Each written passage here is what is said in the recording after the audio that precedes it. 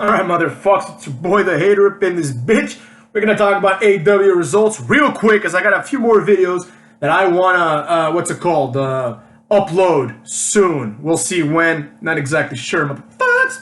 But, that's what we're gonna talk about now, is the AEW review. Now, AEW, once again, I mean, this was a weak show, I'm not gonna lie.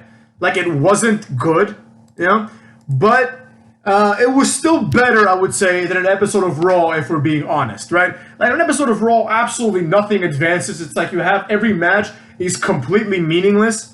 You'd have something like Omos versus, Randy Orton. Like, who gives a fuck, Or like Omos versus Matt Riddle, because they're in a feud. They'll do like every kind of matrix, basically, to have everyone wrestle everyone. That's all WWE is at this point. Like, it's not good. Hopefully they can get their ass in gear, because we're already at SummerSlam, and like, what are you gonna do after John Cena? You know what I mean? It's already been 4 months since WrestleMania. That means we only have 8 months until the next WrestleMania. But does it feel like that? It feels like it's been 1 week since WrestleMania, because fucking nothing has happened these last 4 months. But anyways, I digress. WWE, like 6-7 months ago, I said it's at its worst. This is the worst it's ever been. I mean, obviously, taking away like John Cena and Roman Reigns, it's garbage. Like, there's nothing to look forward to. Like, nobody wants to see Kofi Kingston's next opponent. Nobody wants to see Humberto Carrillo versus Sheamus, or see Sheamus in the mid card, or see Sheamus at all at this point. Whereas I will say the same thing is true with AEW. AEW does have some shining moments. I mean, it would be disingenuous to pretend that they don't, right? But let's get to that when the time calls for it. First up, we have, what's it called? What was the first match that we had, motherfucks? We had Kenny and the Young Bucks, the Elite, motherfucks, versus Brandon, what's his face? Dante Martin and the brothers Seidel, right? This was a match that's like every other match, really. Every other match that involves Dante Martin. I mean, this guy, the entire premise of Dante Martin is, oh, look at this kid, he almost got it done. Like, this kid always just almost gets it done, but he never gets it done. And that's one of the big problems of AEW, is the predictability, Like, if they switch that'd be so much better, but it's always predictable. Like, you already know, based on where someone is on the card or how close they are to Cucky Rhodes or the Young Bucks or Kenny Omega in terms of friendship, where they're going to end up on the card for the most part. So basically, in the end, the young Cucks and Cucky Omega, which they should just be called the Cucks. Like, instead of the Elite, just call them the Cucks, because they all have the word Cuck in their name. So they hit the BTE V trigger, right, which really at this point does sound like a Street Fighter move, because it is basically. But yeah, it's basically like 3 knees to the head. Obviously, no one's going to kick out of that, kayfabe-wise. So that's the end of that. Christian comes out and, talks some shit. I don't really like what they're doing to Christian. But for one reason, and one reason only. Like, I understand AEW Rampage is like a big deal, right? It's like, it's kind of like SmackDown was back in the day. Remember when SmackDown debuted up in this bitch? And the main event was like Rock versus Triple H, with Shawn Michaels as the referee. Like, that's a big deal, for the WWE title. They're trying to capture something similar here. Except Christian Cage deserves to be on pay-per-view, motherfucks. You know what I'm saying? Why is he on AEW Rampage? Now, unless, like, let's say Christian win. I mean, obviously he's not going to win. But let's say, like, Adam Page shows up or something. Or Kenny Omega beats Christian clean. And then this is the debut of, like, CM Punk. It sets that up like that, right?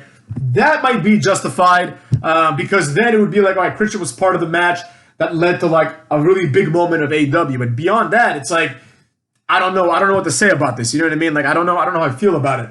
Christian being like on, getting his title shot at the main event of SmackDown, basically. Whatevs, motherfuckers. Whatevs. No one really cares about the rest of this segment. I mean, let's be real.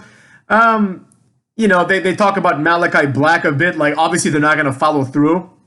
You know what I mean? Like, they're not going to follow anything through with this. Because Malachi Black, he's going to be, like, since he's still, like, new as shit, he's, like, on the same place as Andrade. You know what I mean? Where it's, like, you have Andrade, and he's there. He's had, like, 1 match. And it's been, I mean, let's be real. It's been, like, a useless match against, like, Matt Sydal, who's wrestled like 19 times since then. So it's like, what was the point of that match? Like, in the sense that, like, the fact that Matt Sydal lost that match, did that do anything to him? Like, was that like this huge loss? Did it set him back? No, he's still wrestling every week. Andrade, who won the match, has done absolutely nothing except for talk to like Pentagon in Spanish. Like, this is a complete waste of money and a complete waste of time. And quite honestly, I've lost interest in Andrade already. It's the same thing with, let's say, Karrion Kross in NXT, right? And then him on Raw. Like, I've already lost interest on him, even though he's on Raw. I've lost interest on him. He's just trading meaningless matches with Jeff Hardy and Keith Lee. Like, who cares? You know what I mean? Either do something or beat it, kid. And that's what this company's all about. This company's all about beating it, because a lot of these people, like, a lot of the same problems that WWE's having are going to be very apparent in AEW sooner rather than later. AEW, as far as I know, has yet to release anyone, which is actually quite impressive, But the facts are what the facts are. When they start releasing these fucks, another company's going to come out of nowhere, right? The same way that TNA came out of nowhere, and then people are like, TNA's not good enough. I like ROH. It's not, TNA's not smarky enough for me. Stay signed there. I'd rather see El Generico instead. It's gonna happen again. Like, another company's gonna probably, like, Major League Wrestling or whatever. That thing's gonna, like, start picking up steam. You know what I mean? And the same thing's gonna happen. Like, they'll fire someone like, not Darby Allin, but they'll fire someone like Joey Janela, let's say, right? And then Joey Janela is gonna go to Major League Wrestling, and then he's going to be like, Cody Rhodes held me down. The same shit's going to happen, you know what I mean? So that's kind of the problem with AEW as a company, because they haven't really, like, gotten to that point yet where they're releasing people, but it's going to happen, especially when you have people like Andrade that you're not using, you know what I mean? And it's not just him.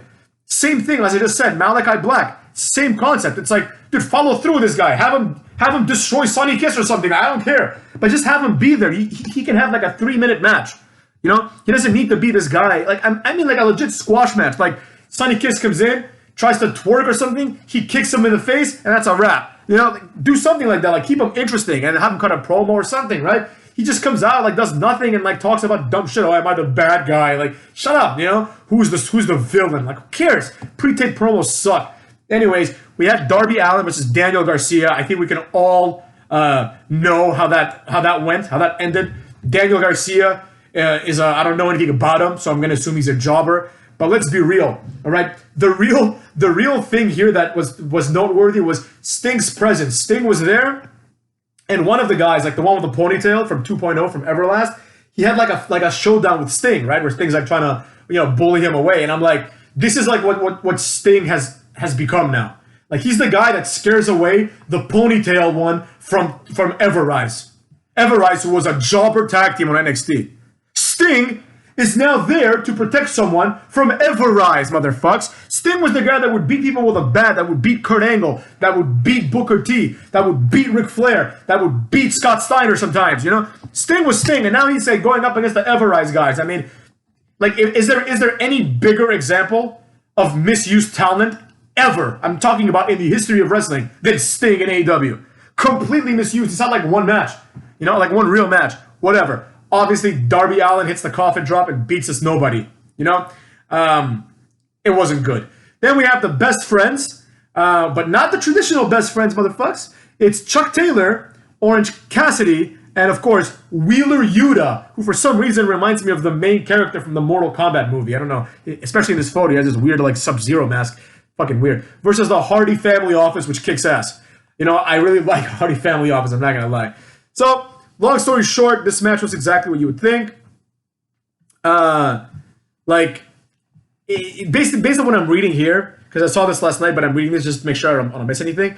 The guy on Bleacher Report says the feud isn't over, though, and one thinks that this is going to end with Orange Cassidy knocking off Hardy in a pay-per-view setting. It's like, dude, I'm tired of Matt Hardy jobbing to these AEW nobodies. All right, fine, Darby Allin, you can have him drop to Darby Allin because Darby Allin is, like, going to be a big deal, right? But Orange Cassidy's never going to be a real main eventer. He's a comedy character, motherfucks. This would be the equivalent of, like, Goldberg coming back from WCW and jobbing to Santino. It's like that. Like, she's, like, Orange Cassidy is Santino. I don't care what they do. He is Santino Marella, motherfucks. So anyways, just the fact that Wheeler Yuta was in this match leads someone to believe that he's going to get his ass beat. You know what I'm saying? And that's exactly what happens. Hardy hits a twist of fate on Yuta and pins him. And Matt Hardy's awesome music plays. one thing that I will say about AEW is their music is getting badass, and I'll get more on that later, motherfuckers. Chris Statlander versus Nyla Rose in this week's completely meaningless match. Statlander does a powerbomb and then hits a 450 and wins. I mean, what the hell was the point of this? You know, like, it just isn't good.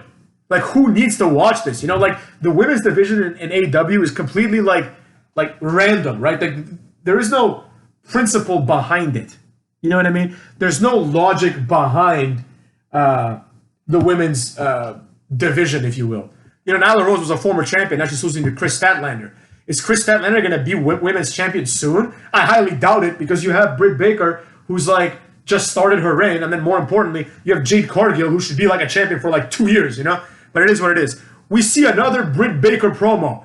Now, Bleacher Report, of course, because they're cucks, they're going to give this promo a grade of A. Now, I will say this. Out of all the Britt Baker promos, this is one of the better ones for sure. And the main event at Rampage, it's going to be Britt Baker versus... That's the main event? Oh my God. Yeah, that's true, because they started... They said they're going to start off with Christian versus Kenny Omega. So the main event is Britt Baker versus Red Velvet. So forget about CM Punk debuting at the end of the show. Or is that like the week after? I don't know. Point is, Britt Baker and Red Velvet is a waste of everyone's time. 100% Britt Baker wins. The only thing that could possibly happen here is Britt Baker beats Red Velvet and gets attacked by Jade Cargill, her next opponent. Red Velvet is a complete placeholder. Nobody cares. Britt Baker hasn't wrestled in like 3 years. You know, she just keeps talking about like how she's from Pittsburgh, and basically she was like a face for one day. She was like, Pittsburgh rules, I'm a champion here, but she still had like that snarkiness to her. Britt Baker, I like her. You know, like overall, I like Britt Baker, but her push has been anticlimactic to say the least. You know, if someone asked me, if they said, Hater, name 3 things that Britt Baker has done in AEW, I'll say she had a match that people pretended was good with Thunder Rosa. By the way, change your name, Thunder Rosa.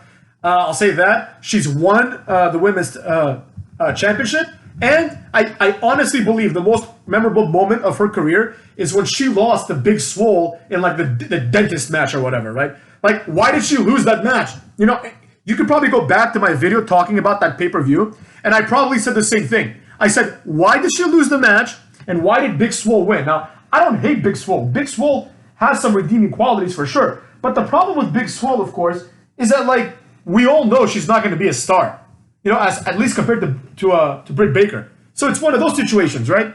It's like, what has she done since that win? I think she's done absolutely nothing. Like, I think she hasn't been on TV since then, like, at all, you know? And Britt Baker then lost another high-profile match. And then despite the fact that people keep beating her ass in these high-profile matches, she somehow becomes champion. Whatever, man. I like Britt Baker, but this is like she delivers promos as if she's like The Rock or John Cena or Ric Flair. Like, she thinks she's on that level and she's not. So she delivers it with the confidence of someone that only has to deliver promos to get by. And she needs to do a lot more because she's just not that good. So anyways, nobody cares about this match. Like, I don't even think anyone's pretending they care about this match. Then we had an actual meaningful match, you know, for the Impact Wrestling Tag Team titles. This is predictable nonetheless, but it's meaningful because this has been a story that's been ongoing. Dark Order and Adam Page versus like the Elite is like the story of the year. It's the storyline of the year, so it's a big deal.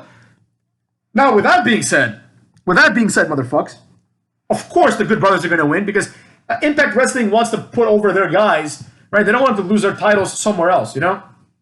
So that's what happens. The Good Brothers win through like kind of cheating, but it was really stupid cheating. Like the logic of the match was dumb. So basically, there's a spot where Evil Uno and Stu Grayson, they think that like they're gonna win the match. Evil Uno grabs Stu Grayson and throws him outside where he takes out Luke Gallows. Then Evil Uno hits like the End of Days on Carl Anderson and picks him up in the gory clutch, right? So they can do the fatality. Stu Grayson gets up to do the fatality, gets back in the ring, gets up to do the fatality. Luke Gallows throws a title into the ring. The referee gets distracted by the title, and then Luke Gallows goes and pushes Stu Grayson off the top turnbuckle. Now, why did he need to throw the title in there? why does the referee need to be distracted, right? Like, you're not allowed to throw tiles into the ring, much like you're not allowed to push someone off the top turnbuckle if you're not the legal man, right? Theoretically, you're not allowed to touch someone at all if they're on the ropes, you know? But the point I'm trying to make is this. You can't break one rule to hide yourself from breaking another rule. And I would even argue that pushing someone off the top turnbuckle is a completely reasonable thing to do, you know? So this was really stupid. And then after that, Luke Gallows gets in the ring. Stu Grayson is sitting on the top turnbuckle. He swings him over to Carl Anderson's shoulders, and they hit the Magic Killer, you know? It's as simple as that. The match was what you thought it would be, probably. And, you know, nothing special, but it was meaningful, at least. I will say it was meaningful, you know? Like, I'll admit, for example, like, the first match of the night, like, the Kenny Omega and the Young Bucks versus those jabrones versus Dante Martin. Like, that's completely meaningless, you know? Dante Martin is going to beat this guy until he's not. And then when he's not, he's going to be fired. That's what's going to happen, you know? So, like, he's going to win a big match, and then he's going to, like, lose his next, like, 19 matches, and then get fired. That's what's going to happen to him. Then we had, like, these cocksuckers. These cocksuckers at Bleacher Report gave this segment a C-, the one that I'm going to talk about now. And they gave Britt Baker's segment an A+. This was easily the best segment of the night. It wasn't even close, motherfucks. This is like 50 times better than everything we've seen thus far on the card. So basically, QT Marshall, one of the crown jewels of AEW, he's easily like top 10 in AEW right now. QT Marshall kicks ass. He's doing a great job, considering he's a nobody. You know, he's not some asshole who comes out with a half-painted face and cuts promos about being homeless and skateboarding. You know, he comes out there and does real wrestling promos. So he comes out and he was going to apologize to Tony Schiavone for something. I don't remember, but they kept talking about this several weeks ago, you know? I guess that protein shake was spilled on him, according to this. So instead, Marshall comes out and wants an apology. And, you know, like, Schiavone's like, what the fuck? So he's like, I know I'm not going to get an apology. So he says, Camarado, get him. And they get Chris Schiavone, who is Tony Schiavone's son. Apparently he was sitting at ringside. They grab him, they throw him in the ring. And then, like, basically QT Marshall's like, apologize. And then, of course, you know, Tony Schiavone, who's showing, like, he's trying to, like, attack, but, like, he's being held back pretty easily by Nick Camarado. But it's not even, like, convincing. You know what I'm saying? Like, it didn't look like Tony Schiavone was trying to do anything. So basically, he's like, apologize. And then Tony Schiavone's like, all right, I apologize for everything, you son of a bitch. Right? And then, like, this is, like, a real wrestling moment. Like, this was, like, one of the best moments in AEW history. Honestly, I'm not even joking. Like people are like, oh, when CM Punk debuts, so what? He's going to come out and people are going to cheer. Great. You know what I'm saying? This was actually a moment with storytelling, right? So, like, so he apologizes, and then QT basically says, well, I don't accept your apology. And he hits a diamond cutter on Tony Schiavone's son, Chris Schiavone, right? JR's like, oh, QT with a stunner, because JR doesn't give a fuck. So he hits a diamond cutter, and it's like it's not even like a cutter, right? Or the QT cutter, or anything else. It's the diamond cutter. It is like the original cutter that became famous. Oh, but hater, Johnny Ace invented the Ace Crusher. No one cares. The diamond cutter is the real one. He hits the diamond cutter, right? And then does the DDP sign with his hands. And JR's like, oh, the stunner. Whatever, right? It is what it is. So basically, you know, Tony Schiavone's like devastated that his son just got diamond cuttered in the middle of the ring. And then, like, the three of them are going to presumably beat the shit out of the Schiavones more and more. But then guess what happens, motherfucks? One of the greatest moments in the history of AEW.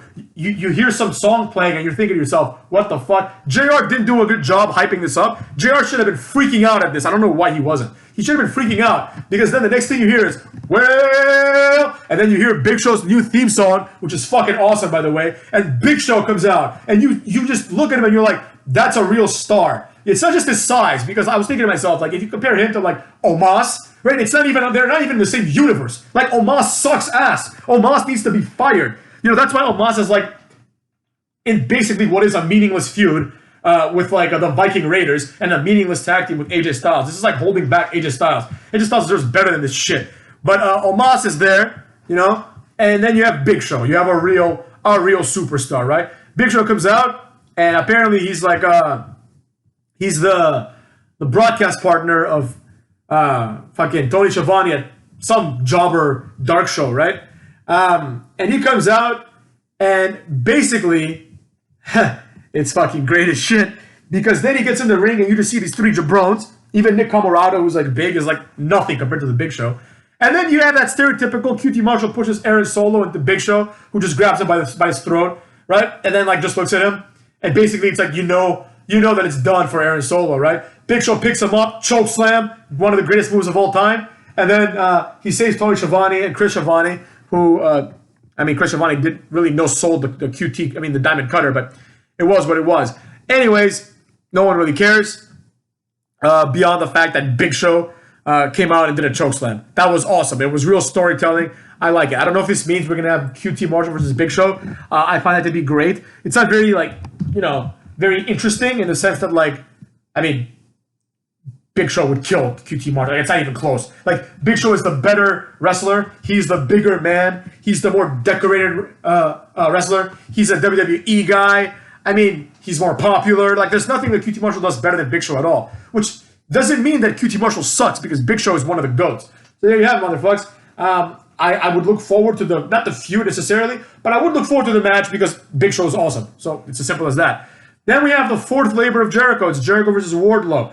The story of this match was Wardlow's kicking his shit at Jericho, hitting power bombs left and right. Eventually, basically, this was kind of predictable, but Wardlow goes for the move that I call the war crime, whatever the casualty something, right? Casualty of war probably, right? Where he's going to hit him with a knee, and Jericho counters into a walls of Jericho, right? And this was a good finish because you get this impression that Jericho would have won anyways, because he was facing the other side of the ropes. MJF rakes Jericho's eyes, goes into the ring to give his diamond ring or whatever to Wardlow. Aubrey Edwards catches him, right? Kicks him out. And while she kicks him out, Jericho gets the bat, Floyd, and hits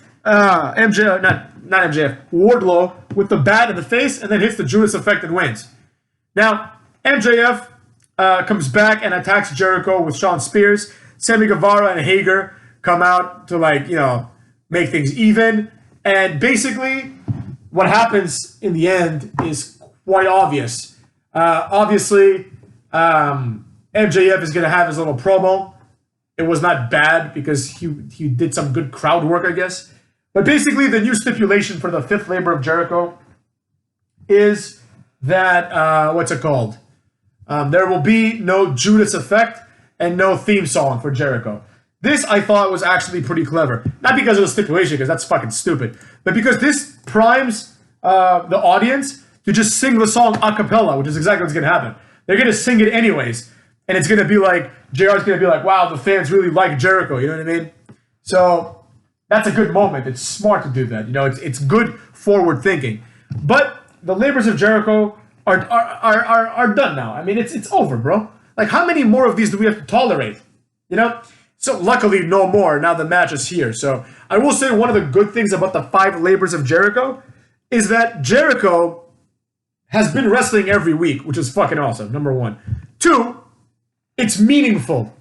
Each one of these Jericho matches means something, right? If he loses any one of them, he won't continue his storyline, right? It's almost like a video game for all you nerds out there, right? It's if you don't beat chapter 1 of a game, and then you don't beat chapter 2, and then you don't beat chapter 3, you're not getting chapter 8. You see what I'm saying? So this is meaningful storytelling. I understand, it's not great storytelling. The story is pretty much Jericho's going to get his ass kicked for 4 weeks in a row. But the truth is the truth. And the facts are the facts. This is much more compelling than seeing something like Xavier Wood versus Riddle, because the 2 tag teams are in a program. Way more compelling than that. That's a waste of everyone's time. Nobody wants to see, look, I'll put it to you this way. Xavier Woods versus Matt Riddle is this year's Humberto Carrillo versus Andrade, which was what was happening last year at this time. It's the same thing. It's the match you see every week, and guess what? In 1 year, it'll be meaningless. Probably a lot of these guys will be future endeavored. No one's going to care. So there you have it, cunt boys. That's what I got to say about that. WWE, the one thing about their releases is that they're not making any stars. You know what I'm saying? They're not even making it any short-term stars now. No one's saying make the next Cena, but at least try to make the next AJ Styles. You know what I'm saying? Try to make the next Sheamus. So there you have it, motherfuckers. That's what I got to say about that. AEW, the show this week, I thought it was really weak, but I will give it a B-, only because of Big Show's debut. I understand that he didn't have a match, but I consider this to be an in-ring debut because he hit the choke slam. He hit the choke slam on Aaron Solo. There you have it, motherfuckers. What I gotta say about that? Peace out. Cut.